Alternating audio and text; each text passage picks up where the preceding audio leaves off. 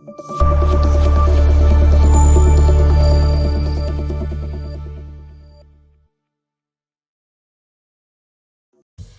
Friends, ఎలా ఉన్నారు? మీకోసం ఒక చిన్న క్వశ్చన్. మీ నుంచి ఇది ఎవరు ఎంత దొంగిలించినా మీకు అస్సలు కోపం రాదు. అదేంటో చెప్పండి చూద్దాం. ఇంకా మనం మ్యాటర్లోకి వచ్చేస్తే, డబ్బుకు లోకం దాసోహం. డబ్బుంటే కొండపైన కోతైనా వస్తుంది. ధనం మూలం ఇదం జగత్. డబ్బుతోనే ఈ ప్రపంచం నడుస్తుంది. ఈ మాటలన్నీ మనం రోజువారీ జీవితంలో వింటూనే ఉంటాం. డబ్బుకున్న వాల్యూ అలాంటిది. మరి ఈ వీడియో చూస్తున్నావంటేనే డబ్బు నీకు ఎంత అవసరమో అర్థమవుతుంది. డబ్బుకి ఎందుకు వాల్యూ ఇవ్వాలో చెప్తా విను. ఒక ఇంట్లో మ్యారేజ్ జరుగుతుంది. అక్కడికి ఒక పేదవాడు వచ్చాడు. అతన్ని ఎవరూ పట్టించుకోలేదు. అదే మ్యారేజ్కి తర్వాత ఒక గవర్నమెంట్ ఎంప్లాయీ వచ్చాడు. తనని కొంతమంది మాట్లాడారు, రెస్పెక్ట్ చేశారు. తరువాత బాగా డబ్బు సంపాదించిన వ్యక్తి వచ్చాడు. తనని చూసి మ్యారేజ్లో ఉన్న వాళ్ళందరూ లేచి నుంచున్నారు. చివరికి పెళ్ళికొడుకు పెళ్ళికూతురు కూడా లేచి నుంచున్నారు. మ్యారేజ్కి వచ్చిన వాళ్ళ అందరి అటెన్షన్ ఆ ధనవంతుడి మీదే ఉంది.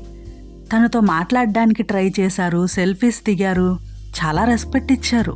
ఒక్కసారి ఆలోచించండి, తనకెందుకంత రెస్పెక్ట్ ఇచ్చారు? ఒక్కసారి తన దగ్గర అంత మనీ లేదు, ఒక నార్మల్ పర్సన్ అని థింక్ చేయండి. సేమ్ అలానే ఉండేదంటారా? చెప్పుకోవడానికి కష్టంగా ఉన్నా కూడా ఇదే నిజం.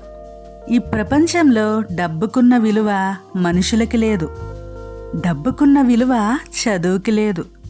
డబ్బుకున్న విలువ బంధాలకి లేదు. డబ్బుకున్న విలువ మంచితనానికి లేదు.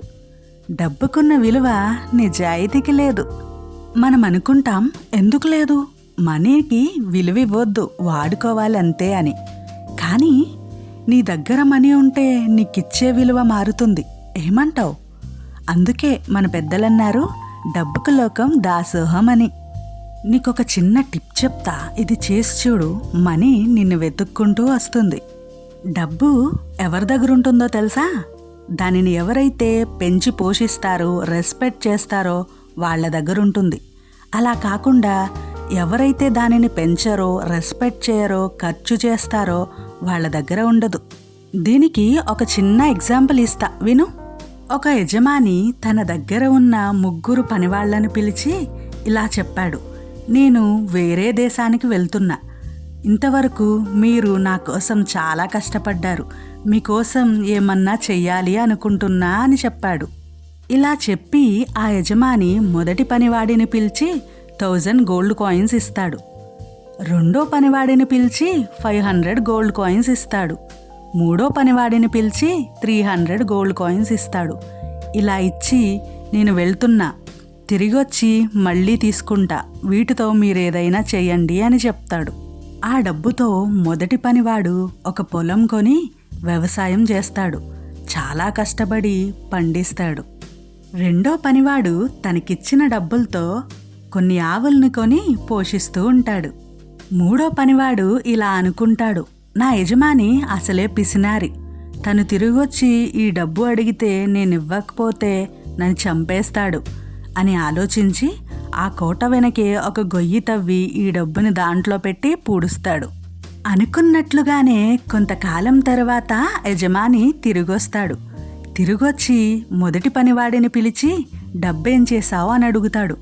అందుకు ఆ పనివాడు, నేను కొంత భూమి కొన్నాను, ఆ భూమితో లాభం చేసి 10 రెట్లు భూమి కొన్నాను అని చెప్పి యజమాని ఇచ్చిన డబ్బుకి రెట్టింపు వేసి యజమానికి ఇవ్వబోతాడు.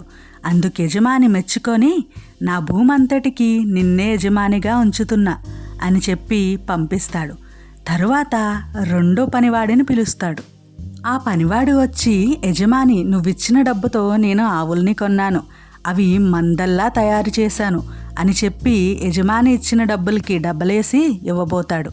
అందుకు యజమాని మెచ్చుకొని, నా పాడే అంతటి మీద నిన్ను యజమానిగా నియమిస్తున్నాను అని చెప్తాడు. ఆ యజమాని మూడవ పనివాడిని పిలిచి డబ్బేం చేశావు అని అడిగితే ఆ పనివాడు, యజమాని, తిరిగి డబ్బివ్వకపోతే నువ్వు చంపేస్తావని భయపడి ఇక్కడే గొయ్యి తవ్వి దాచాను అని తీసుకొచ్చి ఇస్తాడు. అందుకు యజమాని కోపంతో, నేను అంత పిసినారోడ్ని అయితే ఆ డబ్బుని వడ్డీకిచ్చినా సరిపోయేది, నాకు లాభం వచ్చేది కదా, నీకెందుకిస్తాను అని ఆ పనివాడికి శిక్ష విధిస్తాడు. చూసారా ఫ్రెండ్స్, మనం ఎప్పుడూ వచ్చిన అవకాశాన్ని వదులుకోకూడదు. మన సక్సెస్కి ఒక స్టెప్లా దాన్ని యూస్ చేసుకోవాలి.